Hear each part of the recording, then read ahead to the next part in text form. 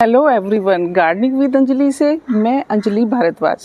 Welcome to my channel gardening with Anjali. मेरा आज का वीडियो चीकू के प्लांट पर है। अमूमन इस तरह की बर्ड्स सभी के चीकू के प्लांट पर बनती हैं, लेकिन कई बार आप सभी ने देखा होगा कि ये गिर जाती हैं। तो आज हम इसके कुछ रीजंस जानेंगे और इनका कुछ सॉल्यूशन भी जानेंगे कि किस तरह से हम इस प्रॉब्लम को सॉल्व कर सकते हैं। साथ ही ये भी जानेंगे कि चीकू के पौधे में ऐसा क्या फर्टिलाइजर डालें कि चीकू में भर भर कर फल और फूल आएं। देखिए, सबसे पहले तो मैं ये बता दूं कि जब आप अपने प्लांट में अच्छे से फर्टिलाइजर देंगे तब आपकी इस तरह से बर्ड्स बनेगी जैसा आप मेरी देख रहे हैं। बहुत लोगों की कंप्लेंट होती है कि उनकी बर्ड्स भी नहीं बनती, यानी फ्लावरिंग नहीं होती। उसके लिए सबसे पहले आपको अपने पॉट का साइज अच्छा रखना होगा। ये नहीं कि आप 12 इंची के पॉट में प्लांट चीकू का लगा दें, कम से कम 24 से 30 इंच का आपको पॉट रखना है। नेक्स्ट पॉइंट है, आप जब भी चीकू का प्लांट लें वो ग्राफ्टेड हो। मेरा प्लांट आप देख रहे हैं, ये ग्राफ्टेड है। आप क्या सोचते हैं कि आपने बीज से चीकू का पौधा लगाया और वो फ्रूटिंग करेगा, तो आप गलत सोच रहे हैं। फ्रूटिंग नहीं करेगा, उसको 8 साल का टाइम लग जाता है फ्रूटिंग में, चाहे आपने वो जमीन में ही क्यों ना लगाया हो। और अगर इस तरह का ग्राफ्टेड प्लांट है जैसा ये आप देख रहे हैं मैंने लगाया है, तो ये 1.5 से 2 साल में इसमें फ्रूटिंग शुरू हो जाती है। और आप देखिए कितने बड़े बड़े चीकू हैं। तो आपको ग्राफ्टेड प्लांट लेना है। चीकू के पौधे में एक मेन प्रॉब्लम जो हम गार्डनर के सामने आती है कि फ्लावरिंग होती है, बर्ड्स बनती हैं, पर वो पूरे तरीके से ओपन भी नहीं होती और झड़ जाती हैं। तो ये मेरा पौधा आप देख रहे हैं पूरा भरा हुआ है, बल्कि पूरा साल ही ये भरा रहता है बर्ड्स से और फ्रूटिंग से। बर्ड्स देखिए आप, चीकू देखिए, ये देखिए यहाँ भी चीकू आए हुए हैं। बर्ड्स भी मेरी काफ़ी सारी बन गई हैं, बट इनके ड्रॉप आउट की प्रॉब्लम हो जाती है। तो इसको कैसे सोल्व किया जाए? इसका सबसे पहला जो एक मेन रीजन है वो होता है एटमॉस्फेयर। एटमॉस्फेयर का काफ़ी ज़्यादा इम्पैक्ट पड़ता है चीकू के पौधे पर, क्योंकि चीकू का प्लांट सन लविंग प्लांट है और आपको उसे 6 से 8 घंटे की धूप देनी पड़ेगी। पर इस समय ना एक्सट्रीम पर जो एकदम से गर्मी आती है उसका बहुत ज़्यादा इफेक्ट पड़ता है। तो उससे होता क्या है कि जब बहुत गर्मी आती है एकदम से, तो ये बर्ड्स सूख कर गिर जाती हैं। तो एक मेन बात जो आपको ध्यान रखनी है वो ये कि जब भी आपका पौधा फ्लावरिंग पर आने वाला हो तब आपको 2 स्प्रे करने हैं। 2 स्प्रे कौन से हैं? एक तो आपको नीम ऑयल का स्प्रे करना है, दूसरा स्प्रे आपको करना है फंगीसाइड का।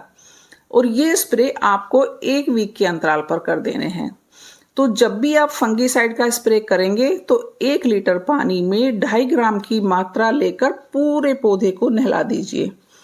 तो जब आप ध्यान रखिएगा, वीक में आपको 2 स्प्रे करने हैं, नीम ऑयल और फंगीसाइड। जब आप वीक में ये 2 स्प्रे कर देंगे नीम ऑयल और फंगीसाइड का, तो इससे जो आपकी बर्ड ड्रॉप आउट की प्रॉब्लम सोल्व हो जाएगी। कई लोगों का क्वेश्चन आता है कि इतनी गर्मी पड़ रही है, वाटरिंग कैसे करें? देखिए, आपको अपनी सोइल को मॉइस्चर रखना है, बिल्कुल भी सूखा नहीं रखना है। अगर प्लांट्स फ्लावरिंग पर आ रहा है, फ्लावरिंग होने वाली है, तो आपको ओवर वाटरिंग नहीं करनी, मतलब मिट्टी को बिल्कुल गीला नहीं करना है। क्या मतलब है इसका? कि जड़ों में पानी नहीं ठहरना चाहिए, बट आपको वाटरिंग तो करनी है क्योंकि गर्मी चल रही है। इस वक्त मई जून में तो बहुत गर्मी होती है। आप सोच रहे हैं कि फ्लावरिंग हो रही है और आप पानी बिल्कुल कम कर देंगे, तो इसकी बर्ड्स उस टाइम सूख के झड़ जाती हैं, क्योंकि यहाँ पर मॉइस्चर प्रॉपर नहीं मिलेगा। तो वाटरिंग अच्छे से कीजिए। जब आपका फल मटर के दाने जितना हो जाए तब आपको अच्छे से पानी दे देना है। अगर आप उस समय पानी नहीं दोगे तो फल झड़ जाएगा। वो ठीक है कि फ्लावरिंग के समय थोड़ा पानी कम देना है, बट मिट्टी को मॉइस्चर रखना है। कम पानी की वजह से फूल झड़ जाता है। तो आपको बैलेंस बना के चलना है। अगर मिट्टी खुश्क है तो आपको पानी देना है।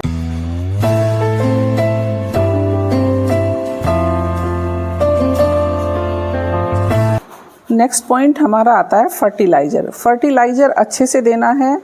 फर्टिलाइजर देने से ब्रांच पर बर्ड्स बनेगी। न्यूट्रिशन की पूर्ति के लिए अच्छे से माइक्रो न्यूट्रिएंट देने हैं। अगर प्लांट पॉट में लगा है तो आपको टाइम टू टाइम फर्टिलाइजर देना है। मीन्स समझिए कि आपको बैलेंस फर्टिलाइजर देना है। ज़्यादा फर्टिलाइजर अगर दे दिया तो प्लांट्स क्या करते हैं कि उनका ध्यान पत्तियों को बनाने में लग जाता है, तो इस तरह के फ्रूट्स नहीं बनेंगे जैसे आप मेरे प्लांट में देख रहे हैं। तो आपको करना क्या है? आपको बैलेंस फर्टिलाइजर देना है। ओवर फर्टिलाइज़र नहीं देना है। तो फर्टिलाइज़र में आप क्या करेंगे, 50% आपको गार्डन सॉइल लेना है, 30% आपको फर्टिलाइज़र लेना है। और फर्टिलाइज़र में गोबर की खाद और थोड़ा सा नीम खली पाउडर और सीवीड्स में यूज़ करती हूँ अपने प्लांट्स में। नीम खली आपको ले लेनी है 1 मुट्ठी और 1.5 से 2 चम्मच चौक का पाउडर और सीवीड्स 1 से 1.5 चम्मच। क्या करना है, फर्स्ट ऑफ ऑल सबसे पहले आप गुड़ाई करेंगे पौधों की, हल्की हल्की मेन रूट से चारों तरफ की जगह छोड़कर। ये आप देख रहे हैं मैं गुड़ाई कर रही हूँ, तो इस तरीके से आपको हल्की हल्की मेन रूट से छोड़कर गुड़ाई कर लेनी है। मिट्टी को क्या करेंगे, उसके बाद हम स्टेम पे चढ़ा देंगे।